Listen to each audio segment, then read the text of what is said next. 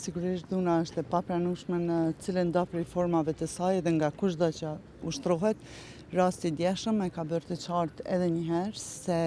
të gjithë mund të jenë të ekspozuar ndaj dhunës dhe është tetë e rëndësishme që të gjitha instrumentet të cilat tashmë janë në dispozicion, mekanizmat të cilat i ka ndërtuar Ministria e Arsimit të funksionojnë dhe të gjitha palët përfshi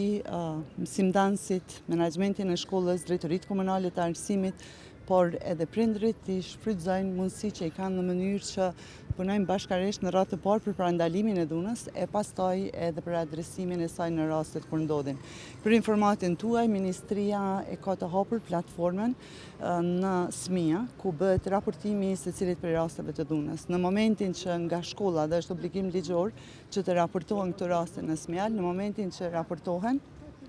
aktivizohen të gjitha mekanizmat, institucionet kompetente përfshi Inspektoratin e Ministrisë së Arsimit, Drejtorinë Komunale të Arsimit, Qendrën për Punë Sociale në rast se është nevoja, policinë dhe institucionet tjera bashkësisht për raste të raportuar të dhunës. Përtej kësaj,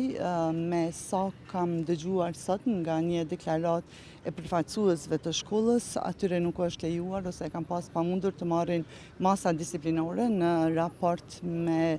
siç u tha nga shkolla, shkeljet e vazhdueshme disiplinore nga ana e shkollës, e që është tetë problematike sepse Komuna e Prishtinës e ka të miratuar rregulloren që në vitin 2016 dhe sipas asaj rregullore janë përcaktuara saktë masa disiplinore të cilat duhet të ndërmirren sapo të krijohet ndonjë incident dhe të mos lejohen për shkallëzime të tilla. Gjithsesi për këtë rast,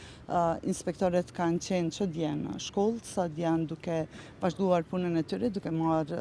raportet dhe deklaratat edhe nga Drejtoria e Arsimit dhe do të adresohet secili që ka përgjegjësi për këtë rast dhe jo vetëm për këtë. Për çfarë masash konkretisht po flasim zonja Agavci, dhe konsideroni që duhet me qenë ashpërsim i këtyre masave, le të themi, që me ju i këtyre rasteve? Është e rëndësishme që në radhë të parë të ketë një bashkëpunim të gjitha institucioneve, përfshi edhe prindrit dhe komunitetin e prindërve, sepse edukimi, kujdesi dhe krijimi i hapësirave të sigurta për fëmijët është përgjegjësi e përbashkët e institucioneve dhe komunitetit e prindërve. Në rastet kur kemi incidente, do me thënë rregulloria i përcakton saktë dhe kemi prej masave më të lehta, siç janë vretja me gojë, vretja me shkrem, njoftimi dhe bashkëpunimi me prindërit, por edhe masat si që ndrimi i klasës, apo edhe ndrimi i shkollës, apo edhe pezullimi për ditë të caktuara, varësisht prej sjelljes për të cilën bëhet fjalë. Pra, ka mekanizma të mjaftueshëm, aspekti ligjor është në rregull, gjithë ajo që duhet është që të zbatohet në plotësi legjislacioni, por mbi të gjitha të punohet edhe në parandalim. Tani duhet të cekim se edhe roli i pedagogut, psikologut është jashtëzakonisht shumë i rëndësishëm.